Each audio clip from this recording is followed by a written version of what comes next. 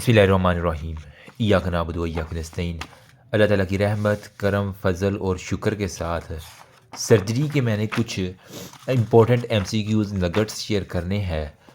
बहुत से जो मेरे प्यारे सब्सक्राइबर हैं, यूँ कह लें कि मेरे सारे सब्सक्राइबर, उनको मैं अनारकली कहूँगा, ठीक है, तोता एंड मैना, उनकी रिक्वेस्ट थी कि सर साथ साथ जो है ना वो सर्जरी भी चला दें, ठीक है, क्योंकि अभी मेडिसिन 2 रह गई है और ओब्स के एक आध रह गई है वीडियो। वो इंशाल्लाह मैं सुबह कोशिश करूँगा, अगर मुझे फ्री मिला टाइम तो मैं उसी के अंदर दोनों की वीडियो कल ही बना दूँ, ठीक है, क्योंकि मुझे पता है हर एक का क्रूशल टाइम चल रहा है, ठीक है। और प्लीज़ यार कॉल ना किया करो, थोड़ा सा बंदा बिजी होता है, फिर बार बार व्हाट्सएप पे कॉल आती है तो फिर मसला हो जाता है, ठीक है। अच्छा, रेडियोलॉजी मैंने इसकी बड़ी हैवी वाली वीडियो बनाई हुई है 1 आवर वाली, और लोगों ने बहुत पसंद की, ठीक है। अभी भी मैं आपसे यही कहूँगा, पहले अगर रेडियो वाली वो वीडियो देख लें, ज़रूरी नहीं मेरी, जिसकी भी आपको समझ आती है ना वो देख लें। तो मैंने सारे पॉइंट्स उसके अंदर कवर करवाए हुए, यहाँ सिर्फ उनको फ़ायदा होगा जो पहले वीडियोज़ देख के आए हुए हैं, ठीक है। उनको क्लिक यूँ होगा, और मैं कहता हूँ ये इतने ज़्यादा जो आपको पलंदा नज़र आ रहा है एमसीक्यूज़ का, ये जस्ट 5 मिनट की मार है। मैंने सिर्फ 5 मिनट लगाए हैं और मुझे ऑलमोस्ट सारे एमसीक्यूज़ जो मैंने वीडियो बनाई हुई थी उसी के अंदर से मुझे लग गए हैं, ठीक है। तो कोशिश करें, पहले खुद थोड़ी सी एफर्ट करें। देखो, लोग कहते हैं जी हमसे एमसीक्यूज़ भी नहीं हो रहे, तो यार इसका यही हाल है। देखो, अगर कोई फ़ौजी जो है ना वो जंग के अंदर बगैर बगैर प्रैक्टिस के जाते हैं, the more you sweat in training the less you blood in war. जो फ़ौजी ज़्यादा अच्छी ट्रेनिंग करके जाता है वो कम खून बहाता है जंग के मैदान में, ठीक है। और जो गंदी ट्रेनिंग करके जाता है या ट्रेनिंग नहीं करके जाता तो वो फिर मेरी जान एग्जामिनेशन हाल में लहू लहान होता है। मैंने तो यही अपनी लाइफ में जो है ना वो गेन किया है, ठीक है। अच्छा, इंट्रावीनस जो आपने ना पाइलोग्राम करवाना है, उसके अंदर आप कौन सी चीज़ यूज करें? यूरोग्राफिन। पक्का एमसीक्यूज़ है, कुछ भी नहीं है, ठीक है। यूरन से याद कर लो, यूरोग्राफिन जो है ना आप इसके अंदर करवाओगे। सॉरी आज मेरी थोड़ी तबीयत ख़राब है, तो यूरोग्राफिन इसके अंदर करवा लोगे। अच्छा, अल्ट्रासाउंड, साउंड नाम से याद कर लो, साउंड वेव्स इसके अंदर यूज़ होती हैं। ये फिज़िक्स वाली बात है, इसमें अंदर कोई एमआरआई में मैग्नेटिक फील्ड हम यूज़ करते हैं। फिर बेरियम स्टडी जो है ना, इसके अंदर बेरियम सल्फेट, बीएससी होता है ना एक, ठीक है, बैचलर ऑफ साइंस, वहाँ से याद कर लो कि बेरियम सल्फेट हम यूज़ करते हैं। X ray based on absorptive power of the tissue, bone, fat और गैस। तो अब जितना वो अब्जॉर्ब करते हैं उनकी वो पावर जो है ना वो एक्सरे उसके ऊपर बेस करती है। मतलब जज़ब करने की ताकत जो है ना वो एक्सरे के ऊपर सारी की सारी, ठीक। इन्वेस्टिगेशन चॉइस फॉर गाल स्टोन की हम प्लस एक्यूट कोलिसिस्टाइटिस के लिए क्या करते हैं आप, जब भी मरीज़ आता है आप उसके अंदर मेरी जान अल्ट्रासाउंड करवा लिया करते हैं, ऐसी बात है। फिर जिनको वेरिकोसील होता है, आपने सर्जरी की, अगर मैंने एग्जामिनेशन वाली वीडियो देखी उसमें बताया था कि हम डॉपलर, जिसके अंदर आपको रंग बिरंगी वेसल नज़र आती है ना, ठीक है, तो उसके अंदर आपने डॉपलर अल्ट्रासाउंड करवा लेना होता है। एक सिंपल होता है, डॉपलर में हमेशा आपको रंग बिरंगी जो आर्टरी होती है वो रेड नज़र आती है, जो वेन होती है वो आपको इस तरह की ब्लू कलर की वेन नज़र आती है, ठीक है। फिर अगर इसोफेगस के अंदर मास है तो आपका करके इसोफेगस का अल्ट्रासाउंड करा लो, सिंपल। नॉन इन्वेसिव के ऊपर सबसे पहले आपने ना हमेशा कोशिश करना, शुरुआत नॉन इन्वेसिव से करना, ठीक है। फिर इंट्रावीनस यूरोग्राफी में जो है ना आईवीयू, ठीक है, इंट्रावीनस यूरोग्राम में हम क्या यूज़ करते हैं? आयोडीन, ठीक है, which is use in intravenous urography या आईवीयू। तो कंट्रास्ट के लिए हमेशा हम जो है ना वो आयोडीन यूज़ करते हैं। तो आईवीयू इंट्रावीनस जो है ना इंट्रावीनस यूरोग्राम इसे कहते हैं। तो उसको लगाने से दर्द होती है, आई आई करता है, ठीक है, तो आयोडीन यू याद कर लो। वेन के अंदर जब भी प्रिक करेंगे तो दर्द होगा, आई वहाँ से याद कर लो, नहीं भूलेगा आपको। इंटेस्टाइनल ऑब्स्ट्रक्शन के लिए आप क्या करवाते हो? सुपाइन में जो है ना वो सीधा में उसके एब्डोमेन का एक्सरे का, तो जहाँ पे ऑब्स्ट्रक्शन होगी वहाँ पे आपको एयर मिल जाएगी, सारी की सारी चीज़ें। उससे पीछे जो है ना वो आपको हर चीज़ फूली हुई मिलेगी, आगे बिल्कुल नैरोइंग हुई होगी। अच्छा, और यहाँ पे पोजीशन विल भी फीचर ऑफ द ऑब्स्ट्रक्शन। अच्छा, फिर एक इन्वेस्टिगेशन जो पेरिटोनाइटिस के लिए आपका करते हैं, इरेक्ट पोजीशन में जो है ना वो एक्सरे ऑफ द चेस्ट जो है ना वो आप करवा लेते हो, ठीक है, to see the air under the diaphragm. मतलब जब भी परफोरेशन आपको नजर आए ना एब्डोमेन में, वो एयर अंडर द डायफ्राम आपको देखनी होती है। एक्यूट पैंक्रियाटाइटिस को और डाइवर्टिकुलाइटिस के लिए हम क्या करते हैं? सीटी स्कैन करवाते हैं। सिंपल सी बात, अगर आपने सर्जरी की वार्ड अटेंड की हुई है ना, तो आप सीटी किसके अंदर करवाते हैं? अगर सॉरी एक्यूट पैंक्रियाटाइटिस हो या फिर डाइवर्टिकुलाइटिस हो, इसके अंदर आपने हमेशा सीटी रिकमेंड करना होता है, अल्ट्रासाउंड वगैरह कोई इफेक्ट नहीं होता। बेरियम स्टडी फेरेंक्स, और इसके लिए हम सिर्फ स्वेलो करवाते हैं। लेकिन रोटी के अंदर जो है ना, अगर आपने लोअर एसोफेगस देखनी है और मैदा देखना है तो बेरियम मील पूरा खिलाएंगे। यहाँ पे स्वेलो करवाना है, पिला देना है। अगर आपने सिर्फ गला ऊपर ऊपर देखना है, अगर एसोफेगस खुराक की नली और स्टोमिक देखना है तो आपने उसको खिलानी पड़ेगी बेरियम मील के तौर पर। Barium study use for small intestine, barium follow through, simple सी बात। ठीक है, अब लार्ज इंटेस्टाइन, अब ऊपर से तो आप खिलाने से रहे तो आप क्या करेंगे, उसके जो पिछवाड़ा है रेक्टम, वहाँ से एनीमा दे देंगे। तो बेरियम होता है एनीमा के अंदर, वो जहाँ जहाँ जाता है तो आपको पिछवाड़े से मिल जाता है लार्ज इंटेस्टाइन। मेमोग्राफी, ठीक है, सिर्फ उनमें करनी है जिनका 35 साल से ज़्यादा एज है। क्यों? जो जवान लड़कियां होती हैं उनका ब्रेस्ट बल्कि होता है, भरा हुआ होता है, ठीक है, तो उसके अंदर मेमोग्राफी इतना आपको इफेक्ट नहीं देगी, रिजल्ट नहीं देगी। उनके अंदर आप सिंपल अल्ट्रासाउंड करवा देते हैं, ठीक। अगर 30 साल से छोटी लड़की है, जिस तरह अभी ये फाइनल ईयर की गर्ल है, तो आपका मेरी जान मेमोग्राफी नहीं करेंगे, वो आपका वो अल्ट्रासाउंड करवाएंगे। मेमोग्राफी जो आपकी अम्मा है, दादी है, उनका करेंगे जिनका 35 साल से ऊपर है, ठीक है।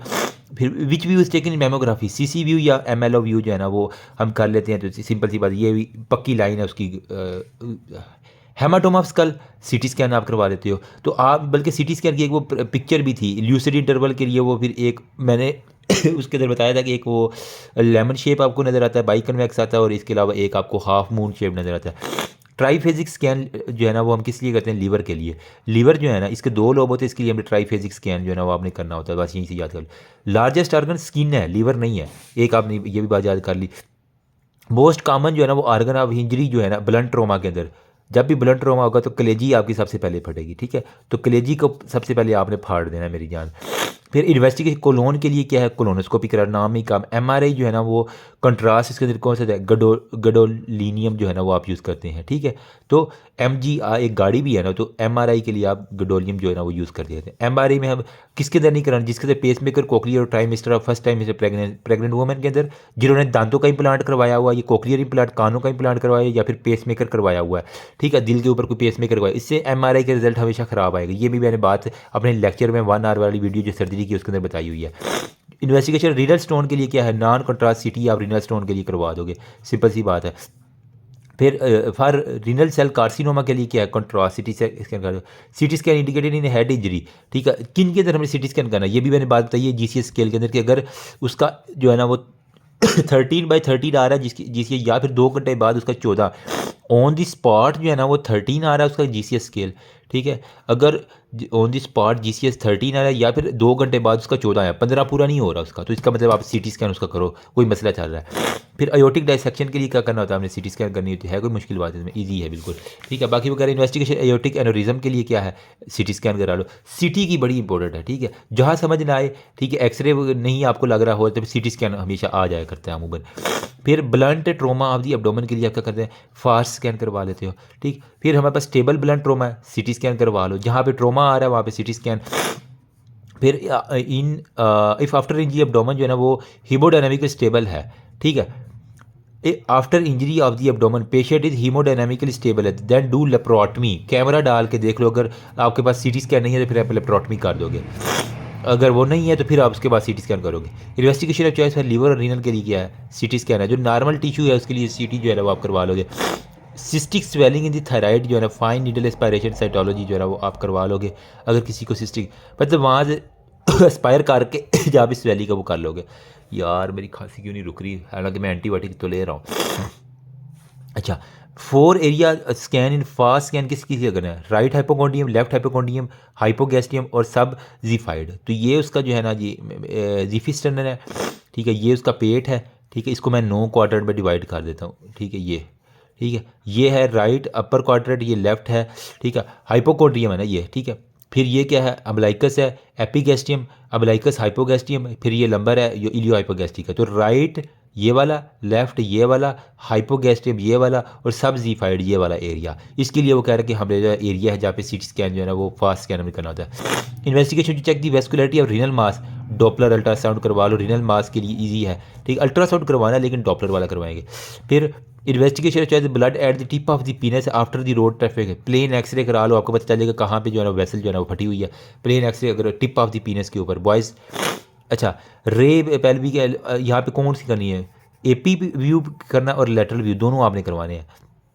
रेक्टम कैंसर के लिए अल्ट्रासाउंड करवा लो, ठीक है। फिर वो कह रहे रेडिएशन हैजर्ड ऑफ सिटी का जो रेडिएशन हैजर्ड 400 इसका था, एक सिटी स्कैन 400 एक्सरे के बराबर होता है, आई थिंक इस तरह करके मैंने एक चीज़ बताई थी उधर लेक्चर में। तो अल्लाह ताला की रहमत करम फजल और शुक्र के साथ नेक्स्ट हमारे पास ये एनेस्थीसिया एंड पेन। तो यहाँ पे एनेस्थीसिया और पेन के अंदर जो हमारे पास शॉर्ट एक्टिंग एनेस्थेटिक एजेंट है, थायोपेंटीन सोडियम, TCS सबसे कम अरसे में पहुंच जाता है ना, तो थायोपेंटीन सोडियम मैंने याद है TCS आ गया ना हमारे पास, TPS बनता है TCS जो भी है, वो 5 मिलीग्राम पर केजी पर बॉडी वेट के हिसाब से आपने देनी होती है। ईजी, कोई भी मसला नहीं है। फिर इंट्यूबेशन के लिए सबसे ज़्यादा क्या है, सक्सामेथोनियम, ठीक है। सेक्स करने से जो है ना वो इंट्यूबेशन हो जाती है सारे की सारी, वो आप मैंने यही रखा हुआ है। फिर यही सक्सामेथोनियम मतलब सेक्सुअल वाले जितने भी है ना उसके अंदर हर चीज़ हाइपर हो जाती है, hyperthermia, hyperkalaemia. Sorry for my dirty mnemonics, लेकिन यही मैंने बनाया हुआ है, सारी उम्र नहीं भूलता बंदे को, ठीक है। जनरल एनेस्थीसिया जो है ना वो अचीव कैसे करते हैं, मसल रिलैक्सेंट जो है ना वो हम लॉन्ग एक्टिंग देते हैं, जिससे हमारे पास जो है ना वो साथ में नाइट्रिक ऑक्साइड दे देते हैं। स्ट्रॉन्ग एनाल्जेसिक है, दर्द को कम करता है, लेकिन एनेस्थीसिया इतना अच्छा नहीं है, तो नाइट्रिक ऑक्साइड है ये हमारे पास। हाउ रिवर्सल मसल रिलैक्सेंट, अगर दे दिया ज़्यादा मसल तो हम क्या देंगे, नियोस्टिग्मिन देंगे। ना करो, ठीक है, मतलब वो उसको ख़त्म करवाना है तो नियोस्टिग्मिन हमने करवा देनी है। फिर पोस्ट ऑपरेटिव एनाल्जेसिक जो है ना वो हम किसके अंदर देते हैं, एपिड्यूरल एनेस्थीसिया जो है इसे हम कहते हैं। रीजनल एनेस्थीसिया में हम प्रेलोकेन जो है ना वो देते हैं, बिपेवोकेन दे देते हैं। प्रेलोकेन देते हैं, bupivacaine is not used because of the cardiotoxicity, ये भी एक इंपॉर्टेंट एमसीक्यू है, ठीक है। तो बीवियाँ जो है ना दिलों के ऊपर एक्ट करती हैं, तो बिपेवोकेन जो है ना वो कार्डियोटॉक्सिसिटी करवा देता है, ठीक है। फिर anaesthetic supplies given total intravenous anaesthesia में हम कहते हैं फेंटेनाइल जो है ना वो हम इसके अंदर फेंटा देते हैं, टोटल आईवी एनेस्थीसिया के अंदर ना फेंटा हमने बोतल पिलानी होती है उसको।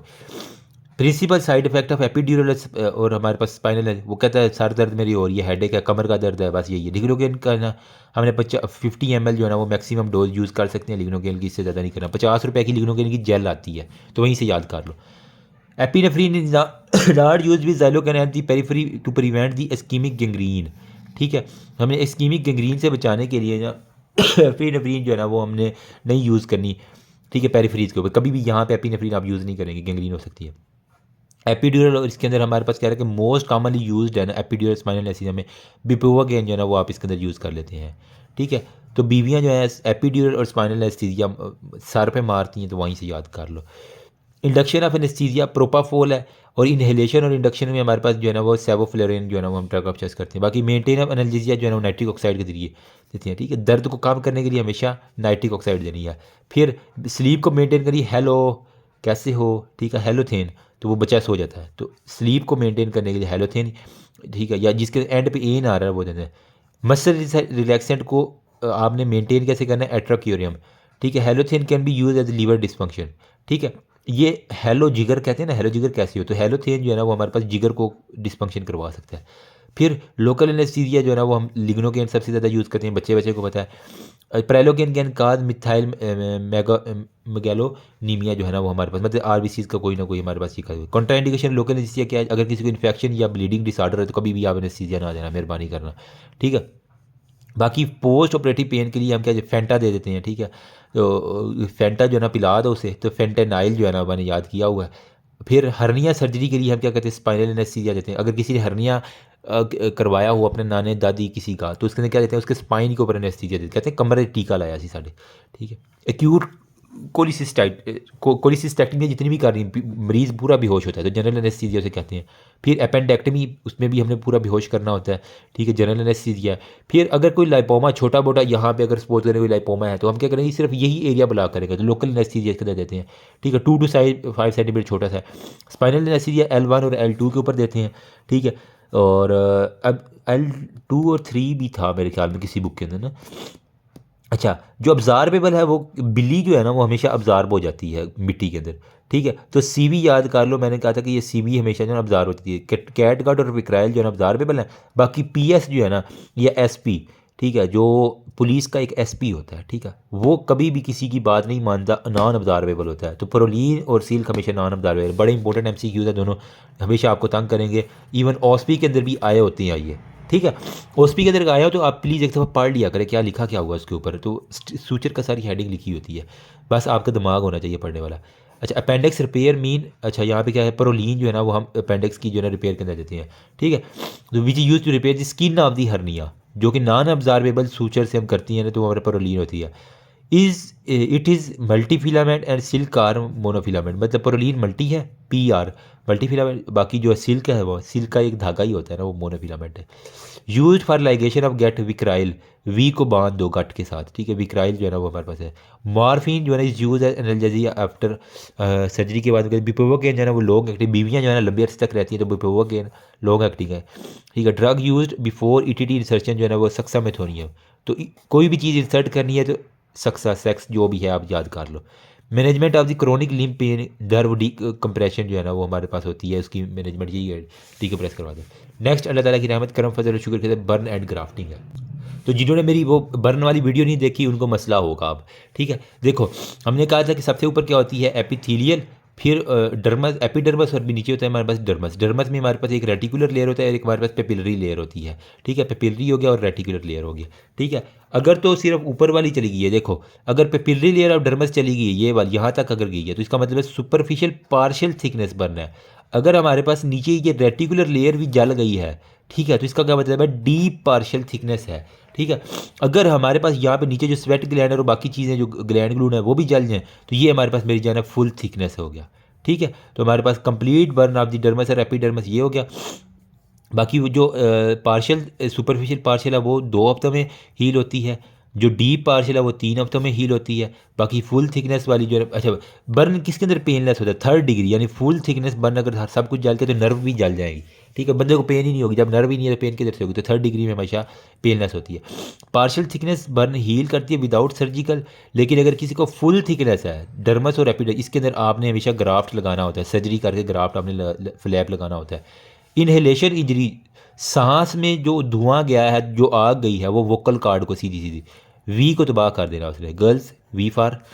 अच्छा, इफ़ पेशेंट डिवेल्प स्ट्राइडर हॉर्नेस, ठीक है, देन मेंटेन कैसे मेंटेन करें, क्रिकोथेराडॉक्टमी आपने फ़ौरन सीटी करवा देनी है, ठीक है, क्रिकोथेराडॉक्टमी करवा देनी है। रूल ऑफ 9 क्या है, नो जो आपने वो मैंने सारा वीडियो में बताया वो यहाँ पे नहीं बताऊँगा, ठीक है। पीनस का सिर्फ एक याद रखना है, उसका एक होता है, बाकी आर्म का 4.5 4.5 4.5, फिर 9.5 9.5 लेग का, ठीक है, फिर 9.5 अपर चेस्ट है, फिर अब्डोमेन है, और फिर हेड का जो ना 4.5 फ्रंट और फिर बैक का 4.5, वो टोटल मिला के 100% हो जाता है। मैंने सारा निमोनिक बताया हुआ, यहाँ पे दोबारा बताने की जरूरत नहीं है।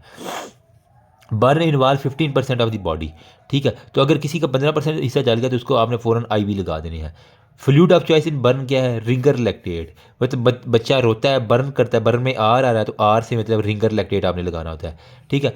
अब देखो अगर किसी को हमारे पास मेरी जान डायरिया है या ऑब्स्ट्रक्शन है, मतलब कि इंटेस्टाइन की कोई भी ऑब्स्ट्रक्शन है या वहाँ से टपाटप जो है ना वो निकल रही है हर चीज़, तो सिर्फ इसके अंदर आपने रिंगर लैक्टेट दे देनी होती है या फिर जला हुआ है।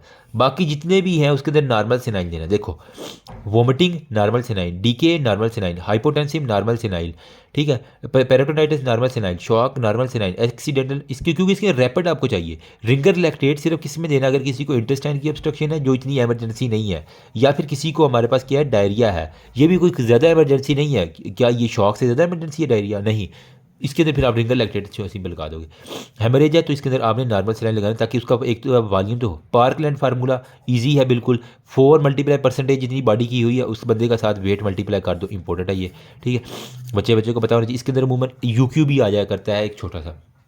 मेंटेन फ्लूइड कितना होता है हमारे पास, मेंटेन 100 होता है।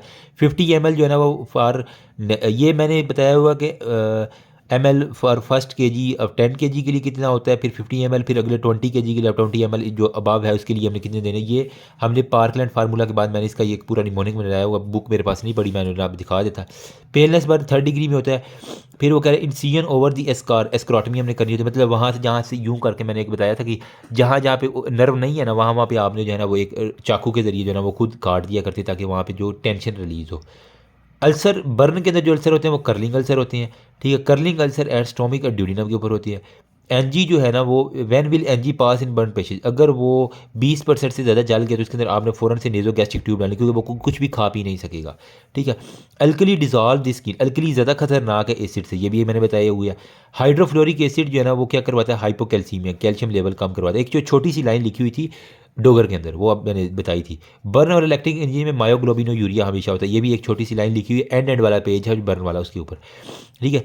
बाकी वो कह रहे हैं कि फ्लैप है सेल्फ सप्लाई होती है, ठीक है। ग्राफ्ट और फ्लैप में क्या फ़र्क है, एक मैंने टेबल बनाया था, जो ग्राफ्ट होता है वो जो है ना वो ब्लड अपने रेसिपिएंट साइड से, जहाँ से मैंने ग्राफ्ट लेना उससे ब्लड सप्लाई भी निकालनी है, लेकिन जो फ्लैप है वो उसकी है इट्स सेल्फ सप्लाई जो है ना, ठीक है। जो रिसीव करने वाला उसको ग्राफ्ट दे देते हैं, ठीक है। जो फ्लैप है वो उसकी अपनी सप्लाई होती है, वो अपने साथ सप्लाई लेके आते हैं। Graft apply on the face mostly जो है ना फेस के ऊपर हम फुल थिकनेस करते हैं, क्योंकि हमारे पास जो कॉस्मेटिक रीज़न है उसकी वजह से सॉरी।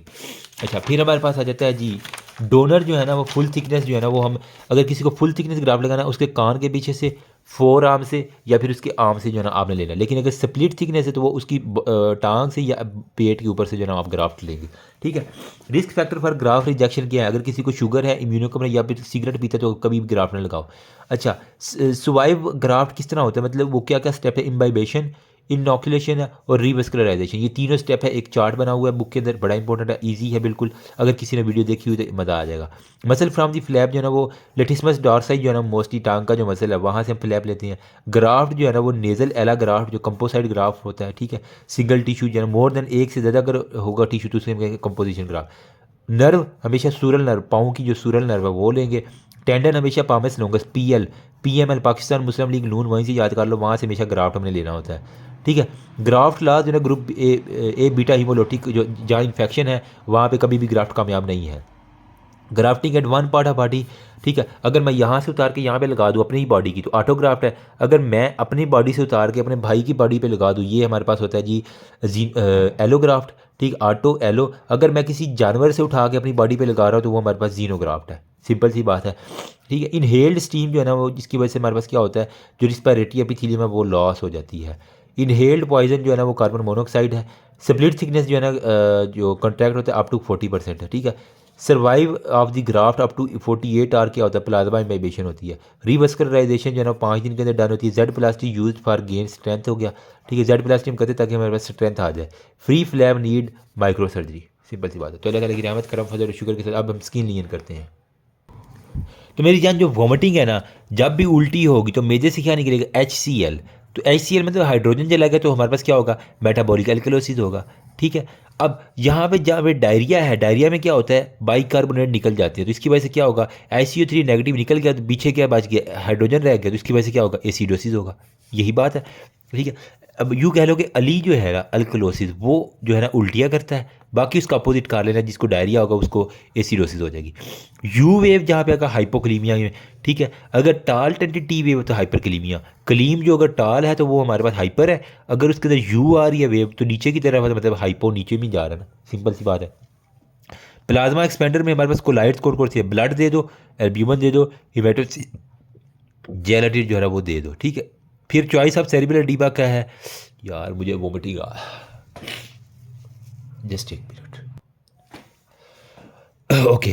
फिर चॉइस ऑफ सेरिब्रल एडीमा में हमारे पास क्या होता है, जिसको सेरिब्रल एडीमा उसके अंदर आपने हाइपरटोनिक सिलेंज देना ताकि वो पानी को जज़ब कर ले दिमाग से, ठीक, हाइपरटोनिक, ठीक है। Sodium is properly maintain to prevent pontine demyelination, ठीक है। डीमाइलिनेशन नहीं होनी चाहिए, इस वजह से हम सोडियम को प्रॉपरली मेंटेन करते हैं। Most common tumour fair skin में क्या होता है, जो चिट्टे गोरे लोग हैं उसके अंदर बेजल सेल कार्सिनोमा होता है, ठीक है। बीबे बच्चे जिसे हम कहते हैं, चिट्टे गोरे बीबे बच्चे, ठीक है। तो उसके अंदर क्यों मैंने याद किया हुआ, सॉरी बीबे बच्चों। इन्वर्टेड और रोल मार्जिन में बीबी बच्चे में हमारे पास हमेशा रोल होते हैं बेजल सेल कार्सिनोमा। इवर्टेड और ट्यूमर हैविंग इवर्टेड और अल्सरेटिव स्क्वेमस सेल, सीधे साधे जो है ना वो अल्सर बन जाते हैं, ठीक है। यहाँ पे हम क्या करते हैं, बेसिकली वेज बायोप्सी करते हैं, अगर बीबी बच्चों में है या स्क्वेमस सेल कार्सिनोमा इसके अंदर हमारे पास प्रोसीजर फॉर इसके लिए मोह सर्जरी होती है, वो हम कर लेते हैं। मुंह के ऊपर जो है ना वो आपने मारनी है हर चीज़, ठीक है। ये दोनों क्या होता है, बेजल सेल और squamous cell carcinoma radio sensitive होते हैं। अच्छा, बेजल बीबे बच्चे जो है ना वो रोते रहते हैं, ठीक है। तो रोडेंट अल्सर भी कहते हैं, बीबे बच्चे रोते हैं, ठीक है। तो रोडेंट अल्सर है। फिर अल्सर इन स्क्वेमस सेल में मार्जोलियन है, ठीक है। बर्न के अंदर हमारे पास क्या होता है, कर्लिंग अल्सर होती हैं। अच्छा, प्रेशर की वजह से ड्यूक्यूबिटस अल्सर होते हैं। बच्चों वाली बात है, सारी हमने डिस्कशन की हुई है। ये आई थिंक मैंने सर्जरी की जो है ना केयर उसके अंदर आपके साथ सारी डिस्कशन की हुई है। अंडरमाइन मार्जिन में जो है ना वो हमारे पास टीबी के अल्सर होते हैं। Punch out layer tropical ulcer, ये बड़ा इंपॉर्टेंट MCQ है, पंच आउट लेयर, ठीक है। फिर हमारे पास muscle damage in fascial compartment cause acute renal failure, crush injury जिसे हम कहते हैं, ठीक है। तो मसल जब डैमेज होंगे उनके मायोग्लोबिन निकलेंगे, वो क्या कर रहे हैं, एक्यूट रीनल फेलियर करवा देंगे। टाइम टू रिगेन स्ट्रेंथ जो है ना वो 2 साल लग जाते हैं हीलिंग अल्सर में होने में, 2 साल बहुत ज़्यादा है, ठीक है। फिर कह रहे हैं हाइपरट्रॉपिक स्कार हमारे पास प्रीस्टर्नल एरिया होता है। मैक्सिमम कोलेजन की जो है ना लेंथ है इस वाउंड के अंदर वो मैक्सिमम कोलेजन वाउंड के अंदर 17 से 21 दिन में, 7 या 21 है ना, 7 × 3 7 3 21, तो 17 और 21 की बात है। Site of Venus Holkar when का जो है ना वो एंकल के ऊपर होता है, टखनों के ऊपर। रीअकरेंस जो है ना वो कॉमन है कि लॉइड की, अगर एक दफ़ा निकाला है मौके जिसे हम कहते हैं, दोबारा भी हो सकते हैं, ठीक है। बाकी कॉमन ऑर्गेनिज्म मोड जो है इकोलाई होता है। बैक्टीरियाइड्स जो है ना वो नॉर्मल यूरिनरी ट्रैक का फ्लोरा नहीं है, सिर्फ ये वेजाइना, फीमेल आपकी वेजाइना के अंदर बैक्टीरिया नॉर्मल फ्लोरा के तौर पे एक्ट करता है। बावन डिजीज़ जो है ना वो हमारे पास क्या करते हैं, BSC, ठीक है, BSC बावन डिजीज़ जो है ना वो BSC स्क्वैमस सेल कार्सिनोमा करवाता है।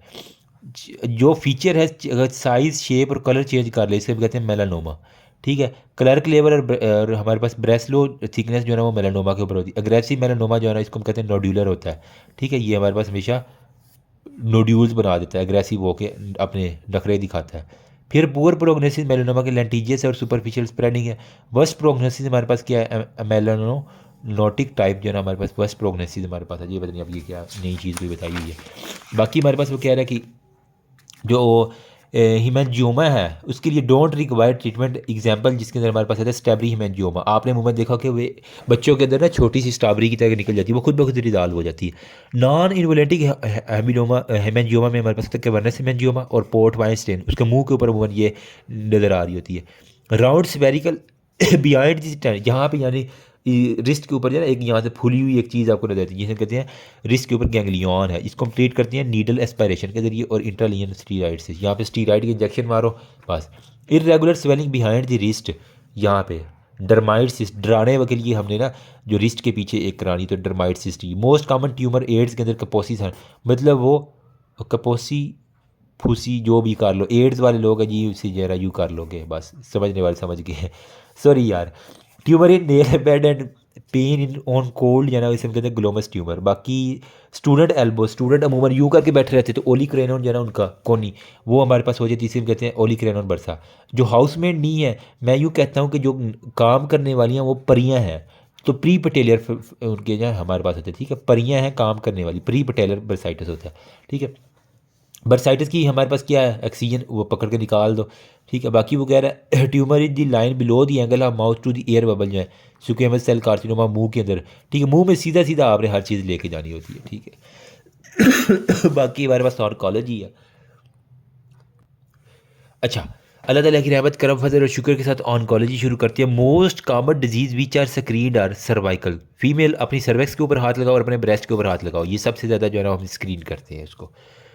हाउ स्क्रीनिंग का cervical CA done by pap smear, simple सी बात है, वो मुश्किल वो हर 3 साल बाद हमें जो है ना वो करवानी पड़ती है, ठीक है। क्राइटेरिया फॉर स्क्रीनिंग क्या है, डिजीज़ कॉमन है और टेस्ट अगर सेंसिटिव है तो आपने हमेशा जो है ना वो, अगर पूरी इलाके में फैली हुई है और टेस्ट जो है ना वो सेंसिटिव आ रहा है तो आप करवा लो, ठीक है। Grade tell about degree of differentiation कितनी होती है। बाकी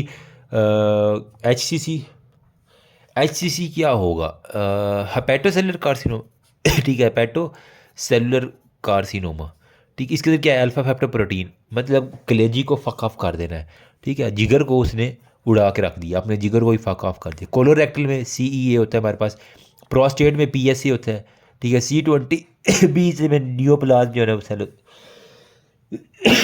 सॉरी। ओवेरियन CA में हमारे पास क्या होता है, CA 1 to 5 पे जो है मोटरसाइकिल है उसके ऊपर जो लड़की बैठती है उसको ओवेरियन कैर्सिनोमा हो जाता है, मैंने यूँ याद कहा। ब्लैडर में 19 नंबर जो है ना हमने कैथीटर यूज़ करते हैं, तो ब्लैडर में यूँ याद कर लो कि CA 19 जो है ना। ड्रग ऑफ चॉइस पर ERP पॉजिटिव है, जिसके अंदर हमारे पास कहते हैं एनेस्टाजोल जो है ना वो यूज़ करते हैं। HER2 NEO2 किसके अंदर, ट्रांसपोर्टिव मैप हो गया, मोनोक्लोनल एंटीबॉडीज़ के अंदर जो हम देखते हैं, ये इंपॉर्टेंट है, ठीक है। ये आपका पैथो का भी था, ठीक है। बाकी मैलिग्नेंट और हमारे पास बिनाइन के लिए फाइन नीडल एस्पायरेशन साइटोलॉजी करवा लो। बाकी डायग्नोस्टिक और थेराप्यूटिक के लिए ऑक्सीजन बायोप्सी ERCP करवा लो। LDH रेज्ड सेमिनोमा, ठीक है। बाकी कैल्सीटोनिन जो है ना वो मिडिलरी CA के अंदर जो थायराइड का, उसके अंदर हमारे पास कैल्सीटोनिन जो है ना उसका लेवल बढ़ जाएगा था, ठीक है। बीटा ICG जो है ना वो BC, ठीक है, BC से बीटा ICG कोरियो कार्सिनोमा में रेज होता है। ओके, हम थे कि procedure of choice for malignant और बिनाइन ट्यूमर की क्या, फाइन नीडल एस्पायरेशन साइटोलॉजी, ठीक है। बाकी कैल्सीटोनिन जो है मिडिलरी में, CM से याद कर लो, कैल्सीटोनिन हमेशा मिडिलरी कार्सिनोमा में रेज होता है। बीटा ICG BC कोरियोकार्सिनोमा में। रेडियोथेरापी और कीमोथेरापी आफ्टर प्राइमरी ट्रीटमेंट में हम क्या करते हैं, एडजुवेंट जो है ना थेरापी इसके अंदर हम यूज़ कर लेते हैं, आफ्टर प्राइमरी ट्रीटमेंट जो है ना हमने करनी होती है, ठीक। बाकी जो है ना chemo and radiotherapy before original process new adjuvant, हम अगर ओरिजिनल से पहले करनी है तो न्यू है बिफोर, अगर उसके बाद प्राइमरी ट्रीटमेंट की बात करनी है तो उसके हम कहते हैं एडजुवेंट थेरापी, उसके साथ एडजस्ट करनी है, ठीक है।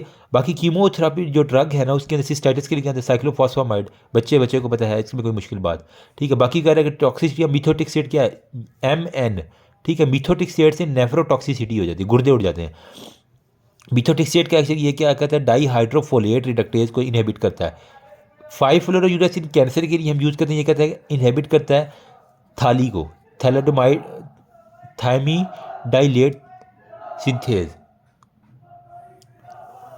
फिर है जी टॉक्सिसिटी ऑफ दी वेंसेनाइड, क्या है इसकी वजह से हमारे पास पेरिफेरल नेफ्रोपैथी हुई, जिस तरह आइसोनियाजिड का ना इस तरह भी इसका हमारे पास यही है सेम, ठीक है। बाकी वेंसेक्रेनाइड के लिए बेसिकली क्या करता है कि जो माइक्रोट्यूब्यूल्स है सेल के अंदर उसकी इनहिबिशन करवा देती है। सिस्प्लास्टिन क्या करती है, कानों से सुनना बंद, ठीक है, सिस सुनना बंद, ठीक है, मतलब कि हेयरिंग लॉस। ड्यूरोक्सेबिन जो है ना वो क्या करता है, DC कार्डियोटॉक्सिसिटी दिल के ऊपर। ब्लियोमाइसिन पल्मोनरी फाइब्रोसिस, ठीक है, मतलब उसके यूँ याद किया हुआ कि ब्लियोमाइसिन ब्लास्ट करा देता है लंग्स को, ठीक है, फेफड़े उड़ जाते हैं, ठीक है, फेफड़े ब्लास्ट, ठीक है। बाकी M फेज़ जो है ना वो रेडियो सेंसिटिव होती है, ठीक है, जबकि S फेज़ जो है ना वो रेडियो रेजिस्टेंस होती है, ठीक है। S फॉर रेजिस्टेंस MR, ठीक है, होता है ना MMR वैक्सीन, तो वहीं से याद कर लो कि M फेज़ रेडियो सेंसिटिव है, S phase radio resistance SRR, ठीक। ये यार मेरी जान सारी रट्टे लगाने वाली चीज़ें हैं जनरल सर्जरी की, तो ये इसी तरह ही आपने चलनी है, बस छोटे बहुत निमोनिक बना लो तो इंशाल्लाह आपको हो जाएगा। बाकी रेडियो सेंसिटिव के लिए जो हमारे पास है ना वो हेमाटोलॉजिकल सेल है, एपिथेलियल सेल है, ट्यूमर सेल है और सेक्सुअल आर्गन के सेंसिटिव चीज़ें हैं वो सेक्स वाली होती हैं, ठीक है।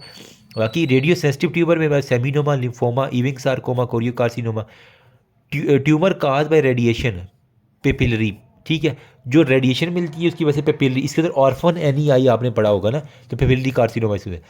प्रोस्टेट कैंसर के लिए प्रोस्टेट जो है ना फक ऑफ करना होता है, हमने फ्लूटामाइड जो है इसके अंदर देनी होती है।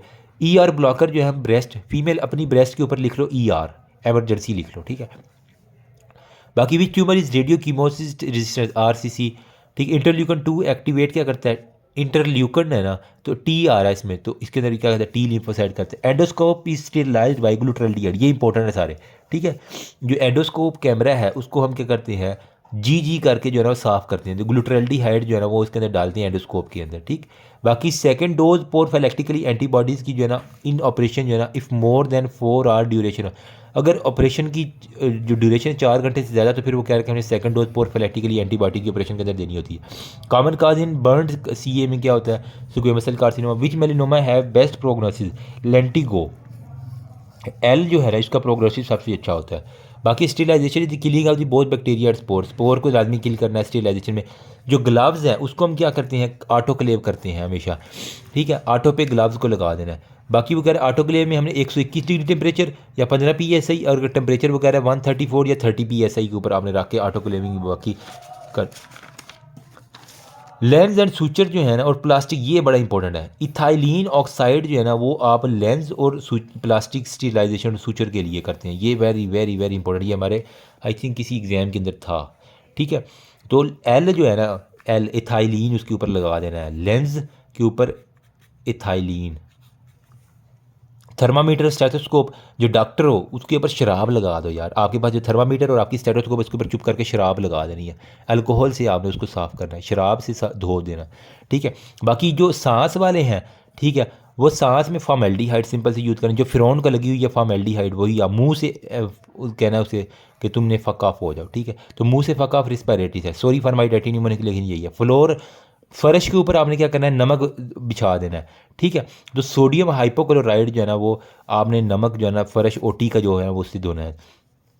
लेप्रोस्कोपिक कोलिसिस्टेक्टमी किसके अंदर नहीं करनी, COPD के जो पेशेंट है उसके अंदर नहीं करनी, ठीक। बाकी वो कह रहा है हमारे पास अगर डॉक्टर को प्रिक होगी हेपेटाइटिस B तो क्या करोगे, अगर तो वो नॉन वैक्सीनेटेड है तो उसको 7 दिन के अंदर अंदर आपने वैक्सीन भी देनी है, इम्यूनोग्लोबुलिन भी देनी है। अगर वो वैक्सीनेटेड है तो उसका IgG लेवल चेक कर लो, अगर वो 10 से कम है तो फिर आपने उसको वैक्सीन लाजमी साथ में देनी होती है, ठीक है। तो ये आपने पास अल्लाह ताला की रहमत करम फजल शुक्र के साथ वैस्कुलर डिजीज ऑर्डर कर। वेस्कुलर डिसऑर्डर में haemorrhages at the time of surgery होगा, उसमें प्राइमरी हेमरेज कहेंगे। सर्जन साहब सर्जरी कर रहे हैं, जो खून निकल रहा है वो प्राइमरी हेमरेज है। अगर सर्जरी के 24 घंटे बाद हो जाए तो वो रिएक्शनरी हेमरेज है। अगर 6 से 7 दिन बाद उसको हो गया, ठीक है, मतलब 24 घंटे के अंदर अंदर अगर हो गया, अभी सर्जरी की है, अभी एक दिन भी नहीं गुजरा, दोबारा खून निकल रहा है, तो वो रिएक्शनरी है। लेकिन अगर 6 से 7 दिन, एक हफ्ते के बाद अगर उसको खून निकल रहा आ रहा उसी एरिया से वो मेरी जान सेकेंडरी हेमरेजेस है। यार मुझे क्या बाबा वाली खांसी लग गई है। Most common cause of fever after surgery क्या है? एटिलेक्सिस जो है ना, बुखार होने की वजह एटिलेक्टेसिस है विद इन 48 आवर। ये इंपॉर्टेंट एमसीक्यूज है, हमेशा मैं भूल जाया करता था। Disruption of all layer of wound dehiscence है, मतलब सारी लेयर ही जो है ना वाउंड की ख़राब हो गई है। फिर मोस्ट कॉमन काज डेप्थ आफ्टर सर्जरी क्या है? पोस्ट ऑपरेटिव नमूनिया जो है ना वो होना बड़ा ही कॉमन है। नमूनिया होगा, नमूनिया यूं बंदे को ले जाता है। पोस्ट ऑपरेटिव फीवर में क्या है? टेम्परेचर मोर देन अगर 38 डिग्री सेंटीग्रेड है 2 दिन के तक, या ये पहले ही दिन जो है ना 39 डिग्री सेंटीग्रेड को क्रॉस करवा गया, तो इसका मतलब पोस्ट ऑपरेटिव फीवर है हमारे पास। Discharge of yellow green from the wound, fistula की निशानी है येलो ग्रीन अगर डिस्चार्ज आ रहा है। काफ मसल में पेन है वॉकिंग में, और रेस्ट पे रिलीफ हो रही है, तो इंटरमिटेंट क्लॉडिकेशन इसको हम कहते हैं। साइन ऑफ इस्कीमिया क्या है? पेन है, पेरेस्थीजिया है, पल्सलेसनेस है, पेरासिस है। तो 4P जो है ना वो इस्कीमिया की निशानी है, ठीक है। लेरेचिस सिंड्रोम बेसिकली क्या? एओटो इलिक ऑब्स्ट्रक्शन है, जिसकी वजह से हमारे पास इंपोर्टेंस जो है ना वो काज हो जाती है, इसे कहते हैं लेरेचिक सिंड्रोम, ठीक है, मतलब वो नामर्द हो जाता है importance. Ankle brachial pressure index 0.5 से 0.9 जो है ना इंटरमीडिएट क्लॉडिकेशन के लिए। लेस देन अगर 0.5 होगा तो ये क्रिटिकल लीवर इस्कीमिया। अगर 0.3 से भी नीचे चला गया तो नेक्रोसिस है। सिंपल वैल्यू और रटल लगाने वाली है। 0.9, 0.5 और 0.3 से गया तो इस्कीमिया है। काज ऑफ एम्बोलाइजेशन क्या है? एथेरोस्क्लेरोसिस है, ठीक है। Most common when in DVT क्या है? पोप्लिटियल वेन जो है डी वेन थ्रोम्बोसिस में हमारे पास होती है। बाकी पल्मोनरी एम्बोलिज्म में हमारे पास क्या है? फेमरल वेन इन्वॉल्व है। When use for graft, graft के लिए हम क्या करते हैं? लॉन्ग सेफनेस वेन हमेशा यूज़ किया करते हैं। टांग से यहाँ से जो है ना वो आप लॉन्ग सेफनेस वेन जो है ना वो उठा लिया करते हो, ठीक है। बाकी वह swelling and pain on squeezing the calf क्या? कंपार्टमेंट सिंड्रोम जो है ना वो हमारे पास आ जाता है, ठीक है। Pain in abdomen after intake of the meal with history of ischaemic heart disease क्या है? मतलब खाना खाता है उसको पहले दिल के भी मिसाइल है, खाना खाता पेट में दर्द होती है, क्या है? उसके जो मिजेंटेरिक है ना वहाँ पे हमारे पास सही ब्लड नहीं गया, तो acute mesenteric ischaemia very important, बार बार ये एमसीक्यू मुख्तलिफ जगह पे देखा है। डी वेन थ्रोम्बोसिस के लिए क्या है? डॉपलर अल्ट्रासाउंड करवा लो, रंग बिरंगा जो है, ठीक है। How much air required for 50 ml जो है ना एयर एम्बोलिस करवा सकती है एमनियोटिक फ्लूइड के बाद जो है ना वो। रिनाइड फिनोमिना में क्या होता है? कैल्शियम चैनल ब्लॉकर जो है ना हमने जे बाकी ब्रूगर डिजीज़ में हमारे पास क्या है? स्मोकिंग, ब्रूगर बर्गर हाथों से खाती है ना, तो हाथों से क्या करते हैं? स्मोकिंग करती है, तो वहाँ से याद किया वो मैंने कि स्मोकिंग सीजेशन और कोलेस्ट्राजोल जो है ना आप दे दीजिए। Most common cause of thoracic aneurysm और डाइसेक्शन में क्या? हाइपरटेंशन है। इसके लिए अगर एब्डोमिन की बात करें तो एथेरोस्क्लेरोसिस, ऑलरेडी हमने सीबीएस में डिस्कशन किया मेडिसिन में। वाइडनिंग ऑफ मेडिएस्टिनम, एयोटिक डाइसेक्शन है। डी मतलब डाइसेक्शन हाल में हर चीज़ वाइड होती है, खुली होती है, ठीक है। डाइसेक्शन में हमारे पास एनोरिज्म के लिए हम क्या करते हैं? सीटी एमआरआई, ठीक है। एनोरिज्म के लिए अल्ट्रासाउंड, बाकी डाइसेक्शन के लिए डाइसेक्शन हाल में हमने देखा होगा सीटी स्कैन पड़े होते हैं, एमआरआई। कभी भी डाइसेक्शन हाल में आपको एक्सरे नहीं, अल्ट्रासाउंड नहीं मिलता, तो एनोरिज्म के लिए अल्ट्रासाउंड है, डाइसेक्शन हाल में आपने सीटी एमआरआई, मैंने यूं रटा लगाया हुआ है। अब इसमें यार कंसेप्ट वाली कोई है बात, मुझे बताओ। एसिम्प्टोमेटिक एनोरिज्म सर्जरी में क्या होता है? अगर साइज़ 5.5 सेंटीमीटर मेल से ज़्यादा है, अगर 5 सेंटीमीटर फीमेल में ज़्यादा है, तो हमारे पास एसिम्प्टोमेटिक हमारे पास इंडिकेशन, ठीक है। और मतलब इसकी लिमिट तक है। बाकी वो कह रहे हैं मोस्ट कॉमन पेरिफेरल एनोरिज्म क्या है? पोप्लिटियल वेन जो है ना, इसका हमारे पास जो टांग है ना, यहाँ पे ये जो मेरी है पोप्लिटियल वेन, ठीक है, यहाँ पे हमारे पास सबसे ज़्यादा जो है ना मेरी जान पेरिफेरल एनोरिज्म जो है ना वो देखा गया। फिर हमारे पास आता है जी काज ऑफ वेट गैंग्रीन। जिन लोगों को शुगर होती है वहाँ पे वेट गैंग्रीन होती है, अगर एथेरोस्क्लेरोसिस होगी तो वो ड्राई गैंग्रीन होगी।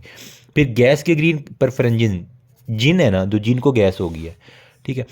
तो ड्रग ऑफ चॉइस क्या होगी इसके लिए? हमारे पास बेंजाइल बीपी जो है ना, याद कर लो, बेंजाइल बीपियाँ जो है ना वो हमारे पास होती हैं। इंटरमीडिएट कोलाडिकेशन सिलेसोटाजोल जो हम दे देते हैं। पेरिफेरल वेस्कुलर डिजीज़ प्रेगनेंसी में क्या है? लो मॉलिक्यूलर वेट हेपरिन दे देती है। बाकी वो कह रहा है टेंडलबर्न के लिए हम परथिस टेस्ट करते हैं, ठीक है। ये मैंने ऑलरेडी अपनी जो सर्जरी की है वीडियो उसके अंदर बताया हुआ है। जो डुप्लेक्स अल्ट्रासाउंड जो है ना वो हम वेरिकोज वेन के लिए करते हैं, रंग बिरंगा अल्ट्रासाउंड, ठीक है।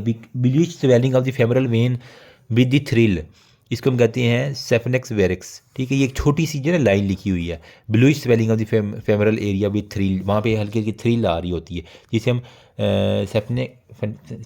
सेफिनेक्सिया वेरिक्स जो है ना वो कहते हैं। क्या नाम है ये, सेफिनिया, ठीक है, जो भी है, रटा लगाना है, ठीक है। Blue when D vein thrombosis क्या होता है, फिल्मेजिया क्रियोला डिलोइन, ठीक है। बाकी फिल्मेजिया एल्बा जो है ना वो वाइट होता है, अब्बा जो है ना वो यूँ याद रखो सफ़ेद अब्बा है, ठीक है। बाकी जो ब्लू है वो हमारे पास क्रियोला है, ठीक है। BC investigation choice pulmonary embolism के लिए किया, डुप्लेक्स अल्ट्रासाउंड करवा लो सिंपल। रिकरेंट पल्मोनरी है तो IV फिल्टर जो है ना वो हम देते हैं।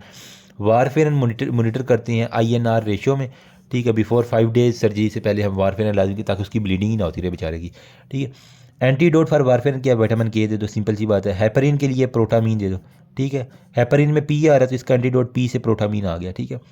फिर लिम्फ एडिमा काज करता है filariasis, it find on blood smear. Filariasis आपने माइक्रो में पढ़ा होगा, उसकी वजह से क्या होता है, लिम्फ एडिमा होता है। सैक लाइक स्वेलिंग जो है ना वो क्या करता है, ट्रांस इल्यूमिनेशन टेस्ट जो है ना वहाँ पे पॉजिटिव होता है। सिस्टिक हाइग्रोमा बाकी काज ऑफ लिम्फेंजाइटिस क्या, स्टेफ पायोजीनीज होता है। लिम्फ नोड TB में मेटेड मिलती हैं, सार्कोडोसिस में नॉन मेटेड मिलती है। लिम्फोमा में हमारे पास क्या है, एल जो है ना वो रबड़, एल के ऊपर रबड़ चढ़ा दो तो रबड़ी जो है ना हमेशा लिम्फोमा में होते हैं। डग ऑफ फिलेरियसिस में क्या है, DEC। DEC पता क्या होता है, इसका एब्रीवेशन होता है जी, डाई इथाइल, ठीक है, कार्बामेजापिन सिट्रेट, ठीक है। कार्बामेजीन सिट्रेट होता है, ठीक है, कार्बामेजीन सिट्रेट। तो DEC अमूमन क्या करते हैं। बाकी ये early sign of the vein thrombosis क्या, कॉफ के ऊपर टेंडरनेस हो जाती है। बाकी वो कह रहा है कि माइग्रेटरी थ्रोम्बोफ्लेबाइटिस के लिए पेंक्रियाटिक CAM देखते हैं, ठीक है। फ्रोगैथिट कैथीटर जो है ना हम किसके लिए यूज़ करते हैं, एम्बोलेक्टमी के लिए, ये भी एक इंपॉर्टेंट है MCQs, ठीक है, ये भी इंपॉर्टेंट है। ब्रूगर डिजीज़ में हमारे पास क्या होता है, बर्गर जो है ना वो हम छोटे बच्चों या दरमियाने बच्चों को देते हैं, बड़े बच्चे अमूमन बर्गर नहीं खाते, ठीक है, स्मॉल और मीडियम साइज़ होते हैं। एनोरिज्म में हम क्या करते हैं, एनोरिज्म अनम जो है ना उसका हमने क्या करवाना है, MRI करवाना होता है, ठीक है, अनम का MRI करवाना है, ठीक है। बाकी AV फिस्टुला कॉन्जेनिटल होता है। लिम्फेडिमा में कॉन्जेनिटल हाइपरप्लेजिया होता है। बाकी एंकल रीजन के ऊपर जो वीनस अल्सर है ना वो हमारे पास होता है, जबकि डिजिट्स के ऊपर आर्टीरियल होता है। जो टखना है उसके ऊपर वीनस है, जबकि जो डिजिट्स है उनके ऊपर हमारे पास आर्टीरियल अल्सर होता है। अल्लाह ताला की रहमत करम फजल और शुक्र के साथ हम शुरू करते हैं फ्लूइड एंड शॉक। नेक्स्ट जो है हमारे पास वो कह रहा है कि अगर टिबिया फ्रैक्चर हो जाए, ठीक है, मतलब ये मेरी जो, ओहो यार तुम्हें क्या हो गया, ये वाली टांग है, ठीक है, ये वाली अगर फ्रैक्चर हो जाए तो इसके अंदर कितना होगा, 750 ml ब्लड लॉस होगा। अगर मेरी फीमर फ्रैक्चर हो जाए तो वहाँ पे टांग ऊपर वाली, ठीक है, बड़ी जो 1500 ml। अगर मेरी पेल्विस बोन खुद अल्लाह ना करे फ्रैक्चर हो जाए तो 2 नंबरी सारी जो है ना वो पेल्विस वाली जगह से होती है। मैंने यूँ याद रखा हुआ है कि फीमेल अपनी पेल्विस के ऊपर 2 लिख लो, ठीक है, क्योंकि ये आपको बार बार कोशिश करो अपने टांगों के ऊपर ये लिखना सीख लो, सारी उम्र नहीं भूलेगा आपको। 200 ml पेल्विस फ्रैक्चर में होता है। Fluid choice for shock and haemorrhage के लिए क्या करते हैं, आपने क्रिस्टलाइड नॉर्मल सेलाइन और साथ में क्रिस्टलाइड देने होते हैं। क्लास 1 जो हेमरेजिक शॉक है उसके अंदर अगर 750 ml लास्ट हो क्लास 1, अगर 750 से 1500 ml लास्ट हुआ है तो क्लास 2 है। क्लास 3 में 1500 से 2000 है, और अगर 2000 से ज़्यादा बढ़ गया तो हमारे पास क्लास 4 हेमरेजिक हो जाती है। 700, 1500, 2000 और 2000 से अच्छा। फर्स्ट साइज़ ऑफ क्लॉट जो है ना वो 500 ml तक जो है ना वो एक 5 मैंने लिखा हुआ है, इतना आपके पास ये एक क्लॉट बन जाता है। Best message to control bleeding emergency में, जहाँ पे ब्लीडिंग हो रही है प्रेशर अप्लाई कर दो। ब्लीडिंग लीवर को कंट्रोल करने के हम क्या करते हैं, पैकिंग जो है ना वो कर देते हैं पैक से प्रेशर आ जाता है, उसकी वजह से हमारे पास सारा हो जाता है। Most common organ damage blunt trauma में क्या है, लीवर है। अगर लोअर जो लेफ्ट अपर क्वाड्रेंट में है तो फिर हमारे पास क्या है, लेफ्ट साइड पे स्प्लीन होती है। एब्डोमेन में हमारे पास जो है ना वो स्कैन कौन सा करवाती हैं, वो फास्ट स्कैन हम करती हैं, CT स्कैन अगर वो स्टेबल है, ठीक है। अगर पेशेंट अनस्टेबल है, और फिर अगर स्टेबल है तो फिर आप CT करवाएंगे, अनस्टेबल में कभी भी CT नहीं आप करवा सकते। अच्छा, फिर है हमारे पास जी investigation of choice for liver and renal cell, CT scan simple, trauma के अंदर CT स्कैन करवाओ। हाइपोवोलेमिक शॉक है तो dehydration due to vomiting, diarrhoea और ट्रोमा की वजह से डिहाइड्रेशन हाइपोवोलेमिक शॉक के अंदर जाता है। हाइपोवोलेमिक में आइनोट्रोपिक आपने देने होते हैं, ठीक है, आई करता है ना हाइपोवोलेमिक में, तो यही है। फिर वो कहता है कि डिस्ट्रीब्यूटिव शॉक के लिए फिनाइलेफ्रीन देती हैं, सेप्टिक शॉक के लिए नॉरएपिनेफ्रीन देते हैं, ठीक है, सिंपल सी बात है, कोई इसके अंदर मुश्किल नहीं है यार मेरा एक तो अच्छा। रीनल शटडाउन में हम क्या करते हैं, shock due to renal shutdown, तो गुर्दे हैं, किडनी है, किडनी में हमारे पास D आ रहा है तो D से हमारे पास डोपामीन जो है ना वो आप दे दोगे। ठीक है। कार्डियोजेनिक शॉक में डोपामीन या डोब्यूटामीन दे दोगे। फटीग एक्सरसाइज के बाद लैक्टेट की कामुलेशन की वजह से होती है कोई मुश्किल बात। फीमर के फ्रैक्चर की वजह से पल्मोनरी एम्बोलिज्म होता है। चेस्ट का ट्रोमा होगा जिसके अंदर हमारे पास जो है ना वो शॉर्टनेस ऑफ ब्रेथ की वजह क्या है, न्यूमोथोरैक्स, हवा भर गई है सारी। फिर उसके अंदर क्या करें, नीडल डीकम्प्रेशन करनी है mid clavicle line second intercostal space के अंदर से। सारा मैंने आपको बताया हुआ लेक्चर में, कोई मुश्किल नहीं। स्पेसिफिक ट्रीटमेंट में क्या है, थोरैक्टॉमी मिड एक्सिटरी लाइन बगल के अंदर से जाके वहाँ से फिफ्थ एग्री स्पेयर में आप क्या करती हैं, थोरैक्टॉमी जो है ना वो। When of the CVP line जो है सब क्लेमन वेन होती है कुछ भी नहीं है। इंसर्जन की वजह से एयर एम्बोलिज्म सबसे ज़्यादा, अगर 50 ml की एयर चली गई तो वो एम्बोलस करवा सकती है। आरबीसी स्टोर 4 जो है ना टेम्परेचर या 6 हो सकता है या फिर 2, इससे ज़्यादा नहीं। प्लेटलेट जो है ना हम 22 डिग्री सेंटीग्रेड ±2 हो सकता है। बाकी जो FFP है वो हम क्या करते हैं 40 to 50 डिग्री के ऊपर। मतलब कि जो फ्रेश फ्रोजन प्लाज्मा है ना वो इसके अंदर करते हैं। प्लेटलेट रिमेन फंक्शन 5 दिन तक, अगर आज निकाले तो 5 दिन तक प्लेटलेट यूज़ हो सकती है। आरबीसीज को हम स्टोर कर सकते हैं 35 से 40 दिन तक, ठीक है। बाकी यहाँ पे देखो हेमरेजिक शॉक जो है ना वो इंडिकेशन क्या है, अगर किसी को हेमरेजिक शॉक में जा रहा है तो ब्लड आपने फ़ौरन लगाना होता है। ब्लड की जगह ब्लड, मोस्ट रिएक्शन या हीमोलिटिक रिएक्शन जो है ना खून की वजह से हो सकता है। फीवर और पेन सबसे पहला रिएक्शन है। Hyperkalaemia, hypocalcaemia, hyper ammonia, metabolic acidosis, ये सारे इसके निशाने हैं। एनाफिलैक्टिक रिएक्शन में हम क्या कहते हैं, एपिनेफ्रीन जो है ना वो, एलर्जी है तो एपिनेफ्रीन चुप करके दे दो। अच्छा, डिसएमिनेटेड इंटरवेस्कुलर कार्सिनोमा में क्या था, DIC में डी डाइमर देख लो। ब्लड जो है बेसिकली क्या है, BC, ठीक है। BC क्या किसको कहते हैं, बॉयज़ कैनेडर स्टैंड कोलाइडल सोल्यूशन में। एल्ब्यूमिन स्टोर किसके कहते थे, 40 डिग्री के ऊपर। विटामिन K जो है ना फैक्टर 2, 7, 9 और 10, ये भी एक इंपॉर्टेंट है, ठीक है। बाकी वो कह रहा है हम क्या कहते हैं, हीमोलिटिक रिएक्शन को हम किस तरह चेक करते हैं, डायरेक्ट काउंट टेस्ट के जरिए। बाकी वो कह रहा है कि which ion level check when patient taking diuretics before surgery. Surgery से पहले हमेशा हमने K चेक करना ताकि उसकी ब्लीडिंग ना होती रहे। फिर आर्टीरियल ब्लड रेड होता है, वीनस ब्लड डार्क होता है। फिर वो कह रहा है रिएक्शनरी हेमरेज में क्या होता है, स्पिल जो लाइगेचर है वो स्लिप हो जाता है। तो स्लिपेज ऑफ लाइगेचर की वजह से हमारे पास रिएक्शन, मतलब 24 घंटे के अंदर है तो दोबारा खून निकल गया सर्जरी वाली साइड से। तो ओलिग यूरिया अगर 30 ml से कम आ रहा है, 30 रुपये से कम अगर पेशाब आ रहा है ना, तो वो याद कर लो। या फिर 500 ml पर डे या 30 ml पर आवर, ठीक है। तो ये आप दे, ठीक है। 30 1 घंटे में, या फिर 500 ml आधे लीटर से भी कम आया पूरे दिन में, तो इसका मतलब है उसको ओलिग यूरिया कम आ रहा है पेशाब। वारफेर एंड रिड्यूस करता है विटामिन K डिपेंडेंट फैक्टर को। Warfarin should avoid pregnancy because it cross the placental barrier, ठीक है। और प्रेगनेंसी में हम लो मालिक्यूलर वेट हेपरिन देते हैं, ठीक है। वारफेर हमने अवॉइड करना होता है प्रेगनेंसी में क्योंकि ये प्लेसेंटा को काज करवा के फीटस के अंदर जाके इसलिए अपना रिएक्शन करना। मैक्सिमम आइन इन एक्स्ट्रासेलुलर फ्लूइड में बाहर सोडियम होता है, अंदर जो है ना वो पोटाशियम होता है। नमक हमेशा हमने बाहर करवाना होता है, ठीक है। स्ट्रेस हार्मोन कार्टिसोल है, इसका जो है ना वो कम नॉर्मल 3 दिन बाद नॉर्मल हार्मोन होता है। Fluid of choice gastric outlet obstruction में क्या है, नॉर्मल सेलाइन आप डाल दोगे। फिर which element is the most important, shock के लिए हमारे पास यूरिन आउटपुट हमने देखनी होती है कि आया कितनी आ रही है। फिर maximum effect of vitamin K produce after 3 doses के पास होता है, और फ्रेश प्लाज्मा जो है ना 3 घंटे के बाद मिल जाता है। विटामिन K 3 डोजेज़ के बाद और फ्रेश प्लाज्मा 3 घंटे के बाद। पेरी ऑपरेटिव MI जो है ना वो कह रहा है कि 3rd पोस्ट ऑपरेटिव डेज के ऊपर मोस्टली जो है ना आपको पेरी ऑपरेटिव में OCP should be stored deep vein thrombosis के लिए 6 वीक के लिए वो कह रहा है।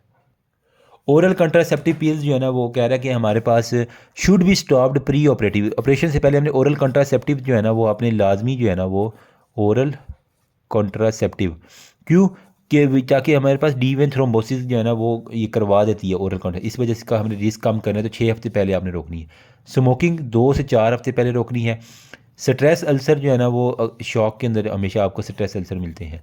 बाकी टैकीकार्डिया शॉक का फीचर है, हाइपोटेंसिव है, कूल्ड पेरिफेरीज है। बाकी ये है कि history of terminal ileum surgery में हमारे पास टाइफाइड फीवर के पेशेंट में ना टर्मिनल इलियम की सर्जरी होती है, which is type of shock जो है ना सेप्टिक शॉक, सेप्सिस हो जाती है उसकी वजह से सारा शॉक होता है। तो अल्लाह ताला की रहमत करम फजल और शुक्र के टिश्यू रिपेयर हम करते हैं आप। तो वाउंड हीलिंग में हमारे पास जो फेजेस हैं वो इन्फ्लामेटरी है, प्रोलिफरेटिव है, IPR।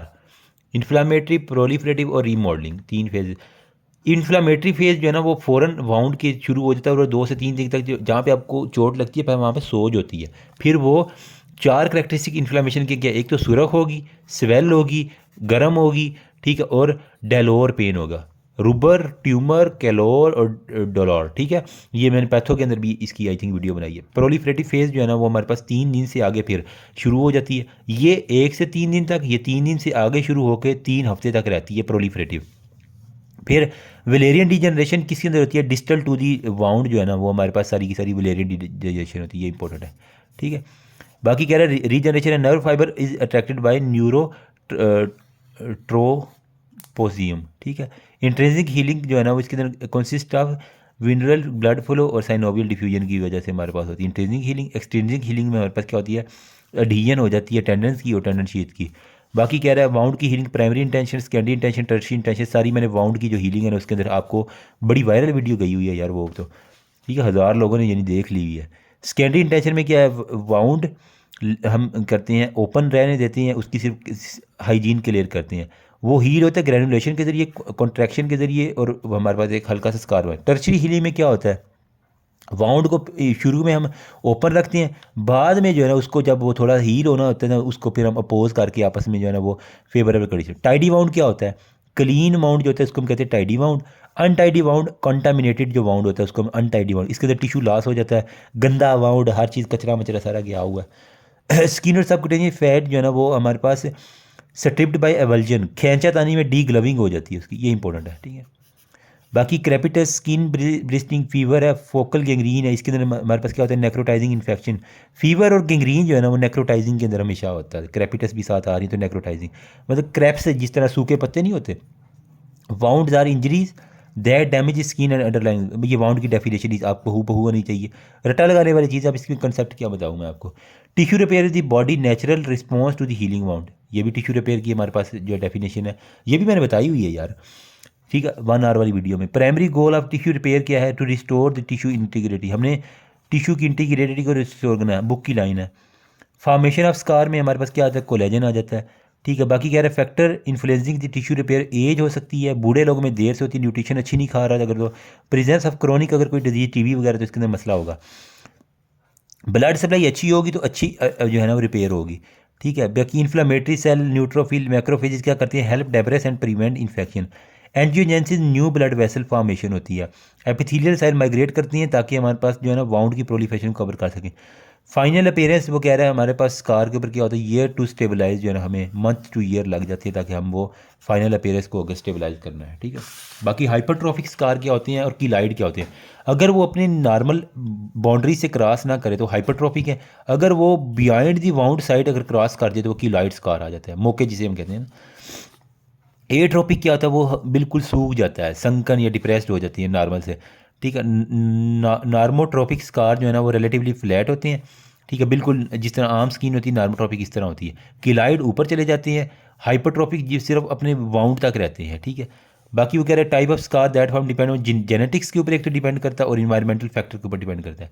सर्जिकल टेक्निक जो है ना यूज़ करते हैं हम to close the wound and facilitate healing, ताकि हमारे पास हो जाए। सूचर जो है ना वो स्टिचेज कॉमन मेथड है वाउंड की हीलिंग के अंदर। ठीक है, स्टेपल भी आजकल आ चुके हैं, एडेसिव एजेंट भी आ जाएंगे, लाइक ग्लू हम यूज़ कर सकते हैं, ये भी आपको पता होना चाहिए।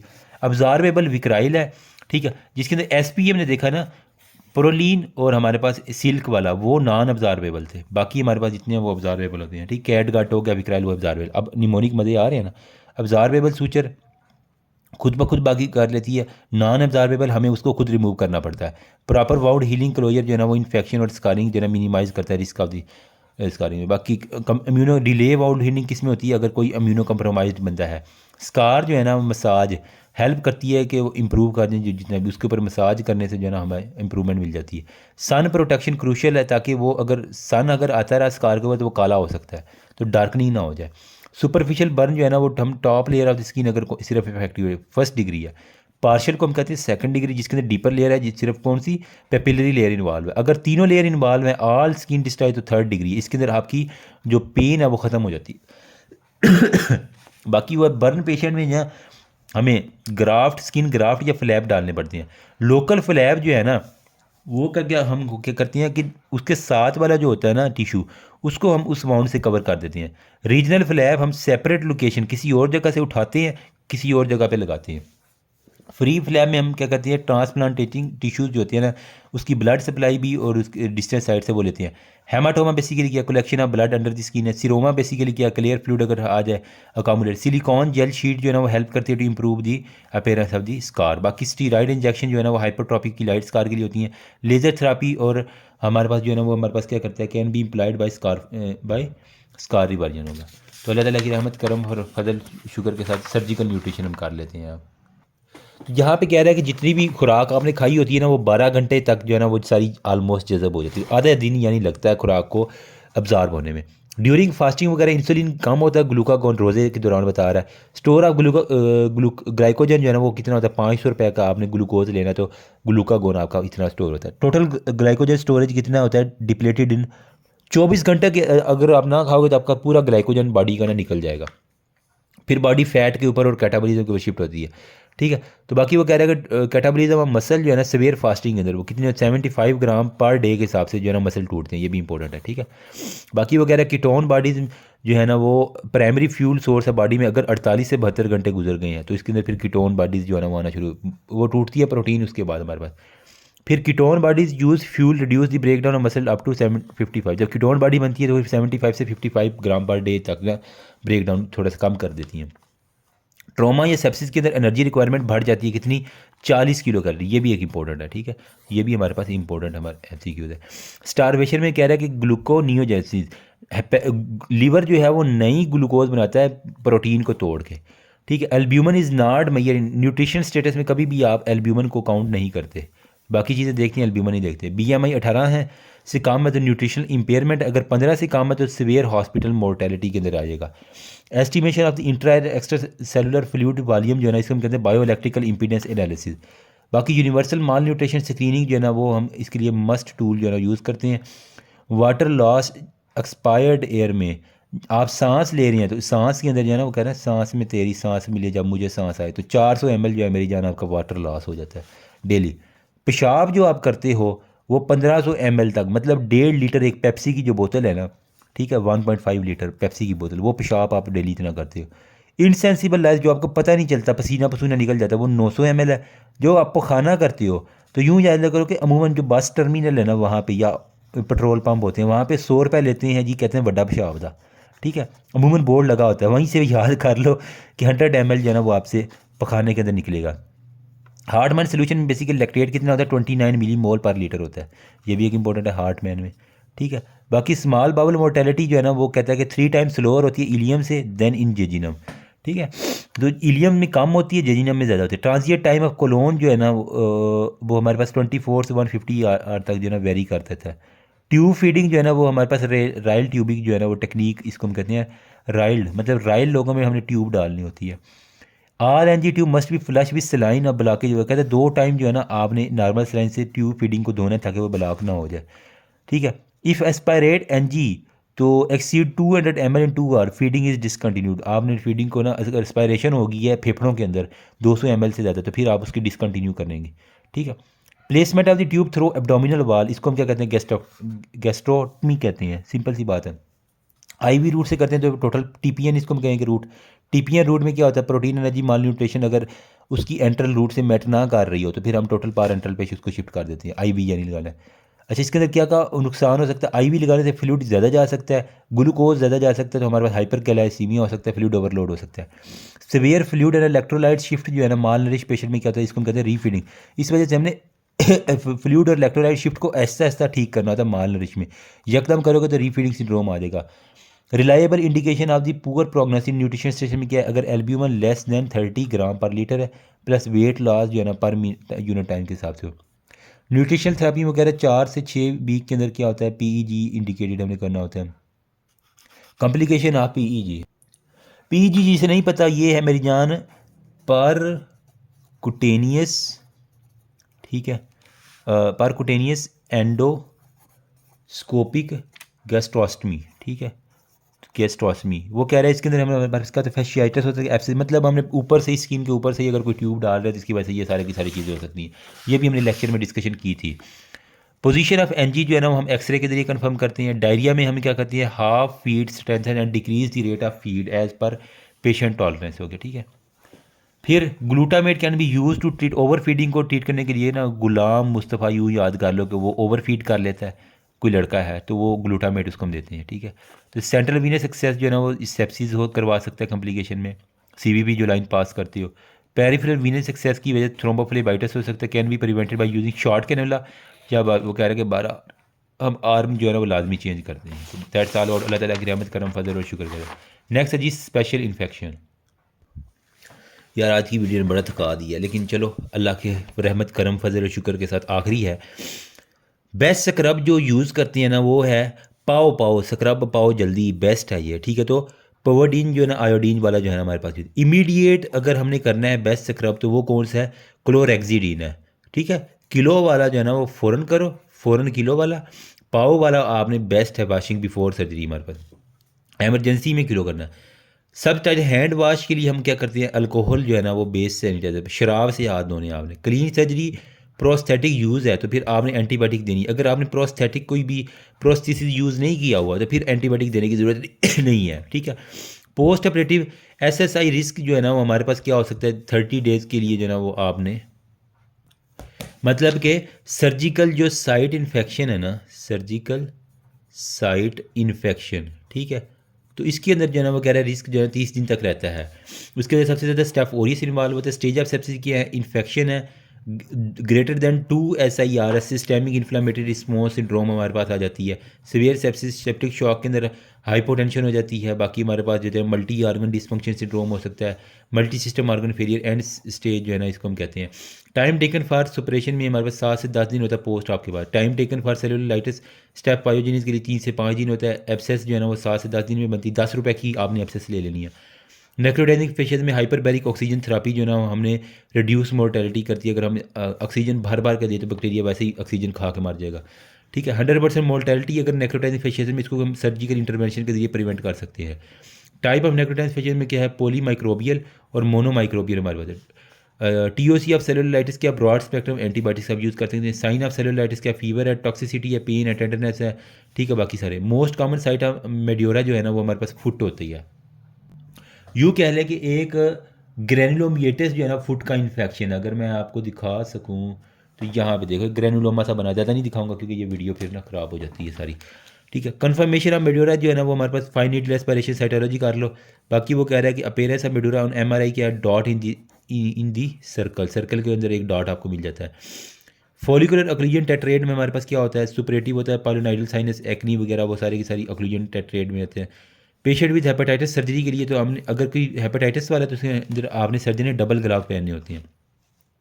कॉलर स्टड अपसेस जो है ना वो टीबी के अंदर आपको देखेंगे, ठीक है। टीबी कॉलर, ठीक है, यूँ याद कर लो, टीबी के ऊपर कॉलर आपने देखनी। नेक्रोटाइजिंग फिश एसिड जो है ना वो हमारे पास सर्जिकल इमरजेंसी है। ड्राई लीफ लाइक फीलिंग जो है ना वो नेक, जिस तरह पत्ती है ना कड़क कड़क करती है, तो नेक्रोटाइजिंग फिशियाइटिस के अंदर भी इस तरह करते हैं। प्राइमरी और सेकेंडरी क्लोजर वो कंटामिनेटेड वाउंड के लिए डिलेड होता है इसकी वजह क्या, कंटामिनेटेड गंदा उसका वाउंड है।